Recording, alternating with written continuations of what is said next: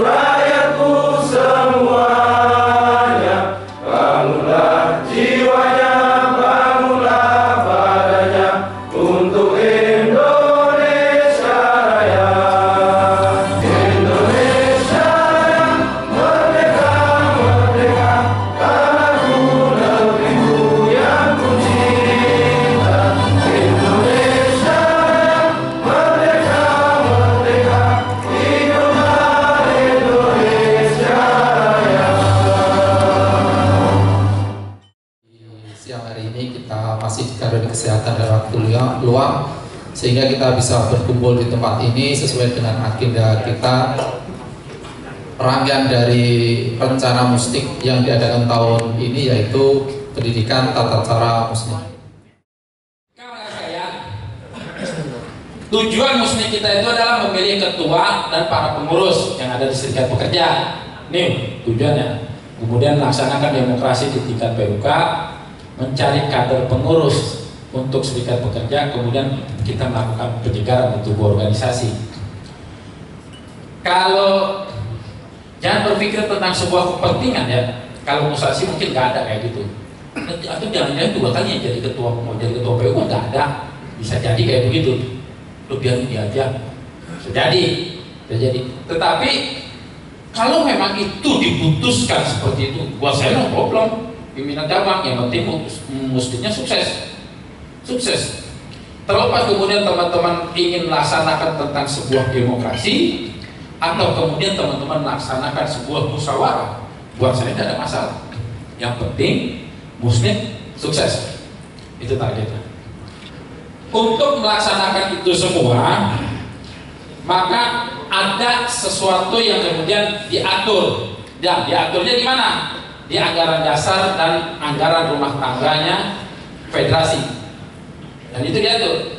Kemudian nggak ada di dalam anggaran dasar dan anggaran rumah tangganya lagi. Kemudian diatur di mana? PO, di peraturan organisasi. Nah, untuk bisa nanti melaksanakan ini semua, ini ada yang mengatur. Demokrasinya pun ini ada yang mengatur. Tetapi ada mekanisme tersendiri di masing-masing PUK dia melakukan sebuah demokrasi. Tapi jangan pernah bergeser dari sebuah koridor yang sudah ditetapkan oleh organisasi. Nah, bicara musnik, di sini ada pramusnik ya. Pramusnik sebetulnya kalau secara aturan itu tidak dikenal. Secara aturan tidak dikenal istilah pramusnik. Tapi faktanya ataupun prakteknya teman-teman PUK jalan gitu. Nah, tujuan jalan itu agar nanti pada saat musnik itu tidak terjadi perdebatan yang serius, tidak terjadi waktu yang panjang, agar efektif. Atau misalkan biasanya teman-teman musasi itu ada pramusnik khususnya membahas tentang PO dan proker gitu. Nah, PO dan proker dibahas di pramusnik itu bukan lantas hasil pembahasan itu mengikat menjadi sebuah ketetapan, tapi itu hanya komitmen agar nanti di hari hak bermusnik itu kawan-kawan tidak lagi berdebat panjang, kawan-kawan tidak lagi bicara panjang lebar, tidak lagi hal-hal yang lain, tapi lebih kepada oh kita kemarin sudah sepakat ini loh gitu. Jadi tujuannya itu. Terus juga angket. Nah, angket ini adalah kewenangannya PPK. Nah, ini adalah bagian daripada tugas PPK. Tugas PPK yang pertama adalah merangkum semua persyaratan-persyaratan yang ada di organisasi. Pertama dari PO-nya PUK, syarat-syarat menjadi ketua PUK apa saja dikumpulin. Terus PO-nya pimpinan pusat bagaimana kalau PC nggak punya PO. Terus ADART SPA bagaimana. Kalau memang dirasakan perlu ADART federasi kita tarik juga, kita sandingkan. Oh ini loh ternyata persyaratan menjadi calon ketua PUK. Nah, PPK di dalam menentukan persyaratan itu tidak diizinkan untuk membuat syarat baru. Bukan kewenangannya. Angket ini akan ada kalau persyaratan tadi sudah ada. Maka biasanya syarat sudah ada, dibuatlah pengumuman oleh PPK. Nah, PPK membuat pengumuman karena nanti tanggal berapa, bulan berapa akan ada musnik. terkait tentang musnik itu, maka akan terjadi pemilihan ketua PUK.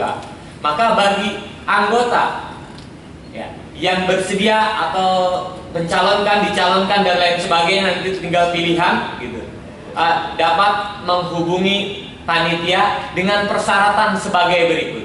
Misalkan pengumuman itu dikasih waktu apakah seminggu, apakah 2 minggu, begitu. Ataukah memang kemudian disebar angket bakal calon PUK dengan ini menyatakan saya memilih saudara, artinya dilempar bebas gitu. Tapi kalau yang saya tahu dari teman-teman PUK ini muncul list Mas ya, muncul list siapa-siapa saja yang masuk persyaratan, nanti dilempar ke bawah ya, dilempar ke bawah, nanti diambil 5 besar kalau tidak salah gitu ya, diambil 5 besar. Nanti saya sih lebih berharap kita diskusinya tentang konsepnya PUK. Konsepnya PUK kita selaraskan dengan aturan, nabrak atau tidak, kalau tidak nabrak jalan. Ketimbang kita bedah-bedah kayak begini, menurut saya belum tentu ini yang akan dikonsumsi oleh teman-teman PUK. Jadi kita biasanya panitia berdasarkan kebiasaan sudah punya konsep. Kita mesti begini loh Bu, kalau begini nanti kita akan begini, nabrak atau tidak. Kalau tidak nabrak terus jalan, kalau nabrak jangan, harusnya begini.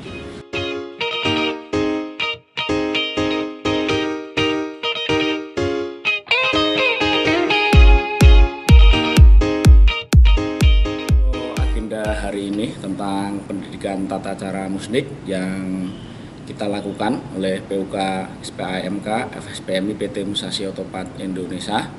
Kita menargetkan bahwa semua pleno itu paham dan menguasai tentang sistem, tentang tata cara musnik. Jadi sistemnya kita sesuai dengan ADART dan peraturan organisasi. Terus yang kedua, secara teknis nanti teman-teman pleno itu bisa mempersiapkan dan melakukan musnik itu dari awal hingga akhir. Terus yang ketiga, secara teknis juga bisa melakukan sidang-sidang dari sidang paripurna 1 sampai sidang paripurna 3 sampai selesai. Terus yang terakhir, nanti secara teknis dan administrasi itu teman-teman pleno juga bisa menyelesaikan administrasi dari mulai perjalanan persiapan musnik nanti sampai akhir, nanti juga sampai filing dan serah terima kepada kepengurusan yang baru.